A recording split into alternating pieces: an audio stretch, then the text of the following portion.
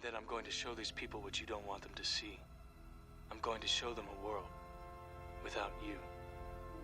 A world without rules and controls, without borders or boundaries. A world where anything is possible. Where we go from there is a choice I leave to you.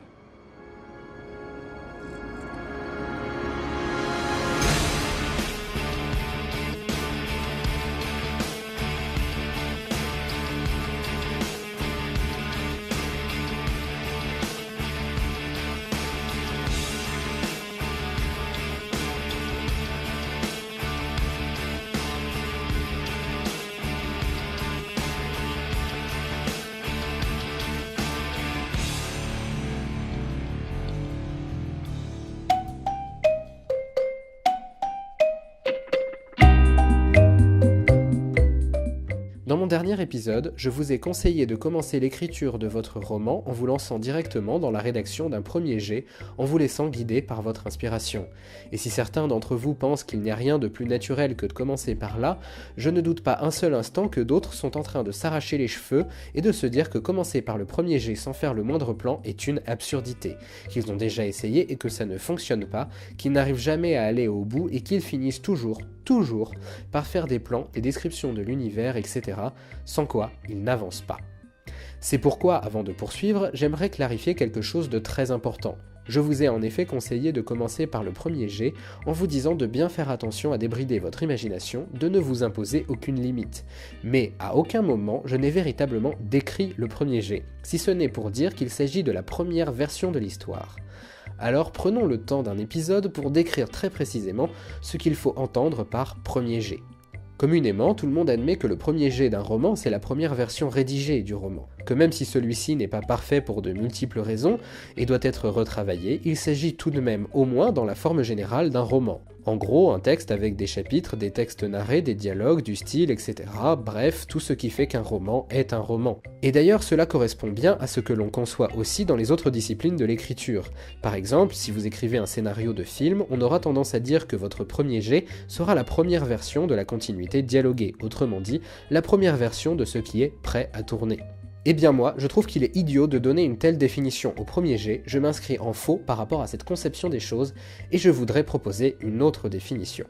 Le problème que je mentionnais au début de l'épisode à propos des écrivains qui ne peuvent pas s'empêcher de faire des plans, alors que d'autres sont ravis à l'idée de commencer directement par la rédaction du roman, fait en réalité état d'une différence très commune entre les auteurs.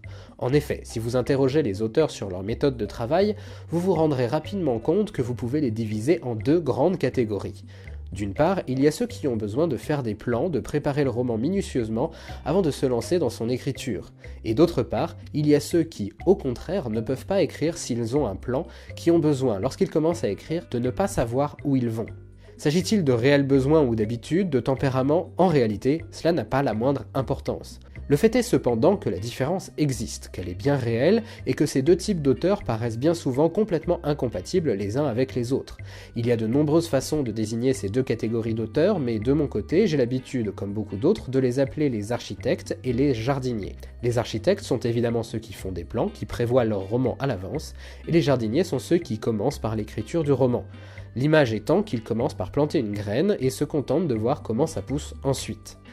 Pour être tout à fait honnête, cette distinction en deux catégories est une schématisation un peu rapide de la réalité. Dans les faits, il n'y a pas que des architectes et des jardiniers, et chaque auteur se retrouve en réalité quelque part entre les deux, avec une tendance plus ou moins marquée pour l'une ou l'autre façon de faire. Mais le fait demeure néanmoins que si vous demandez à la moitié des auteurs de se lancer directement dans l'écriture du roman, ils n'y arriveront tout simplement pas. Heureusement, ce n'est pas du tout ce que je leur demande.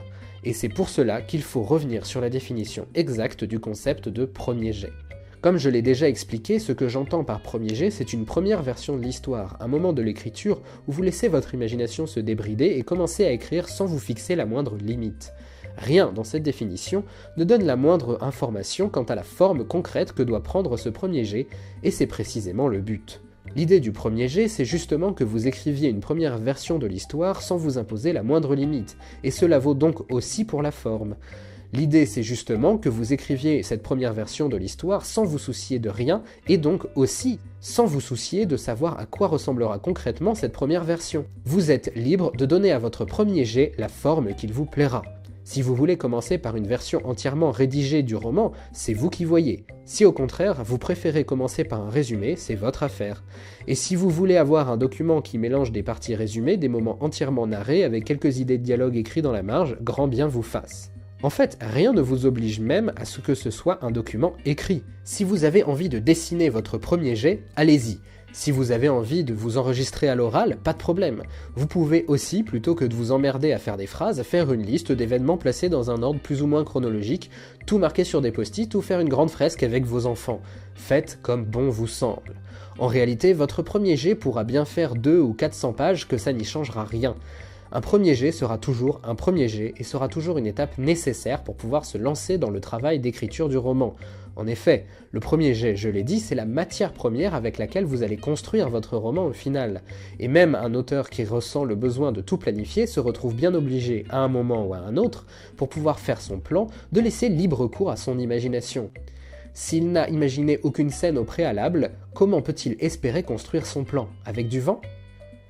La forme de votre premier jet n'a absolument aucune importance, puisque l'intérêt est justement qu'à ce stade de l'écriture, vous soyez complètement libre et que vous écriviez comme bon vous semble. Et donc oui, certains vont passer des mois à rédiger un roman complet, tandis que d'autres vont à peine passer quelques heures à faire un petit résumé.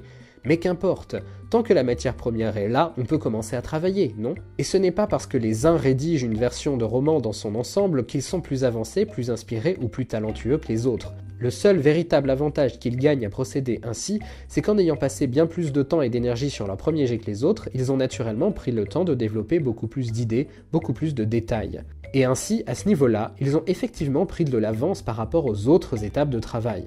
Par exemple, en arrivant au dossier de recherche, ils n'auront probablement pas besoin de trouver des idées pour expliquer comment leur système de magie fonctionne, car ils y auront déjà bien réfléchi en écrivant le premier jet, mais cela ne les dispensera en rien de faire le dossier de recherche. Car au final, entre architectes et jardiniers, il n'y a pas de différence dans le travail qu'ils font une fois qu'ils ont leur matière première. La seule différence qu'il y a, c'est la façon dont se présente la matière première en question et la quantité de celle-ci dont ils disposent. Les uns préfèrent avoir un large bloc de marbre informe et de tailler petit à petit en retirant tout ce qui est en trop pour arriver au résultat souhaité. Les autres préfèrent avoir une structure de base et rajouter de la glaise au fur et à mesure. Et après tout, chacun fait comme il veut, c'est un premier jet. Et au final, la seule et unique règle qu'il faut respecter lorsque l'on écrit un premier jet, à part de laisser libre cours à son imagination, c'est d'écrire une première version d'histoire dans son ensemble. C'est-à-dire que le plus important est que vous ayez finalement un début, un milieu et une fin avec lesquels vous allez pouvoir travailler ensuite. Oui, retenez bien ça. Il est impératif, nécessaire, essentiel que votre premier jet relate l'histoire de votre roman de A à Z. En d'autres termes, vous devez absolument commencer au début de l'histoire et arriver au mot fin sans vraiment laisser de trou au milieu. Et dans le prochain épisode, je vous expliquerai comment vous assurer d'aller au bout de votre premier jet. Et voilà, l'épisode est terminé, vous savez désormais à quoi correspond vraiment un premier jet. J'espère que vous vous amuserez bien à imaginer les formes les plus étranges possibles de premier jet et que vous les testerez toutes. Mais quoi qu'il arrive, faites surtout comme vous voulez.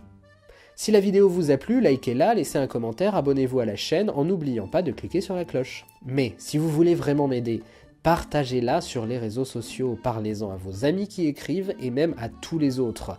J'ai vraiment besoin de vous de ce côté-là, ne l'oubliez pas.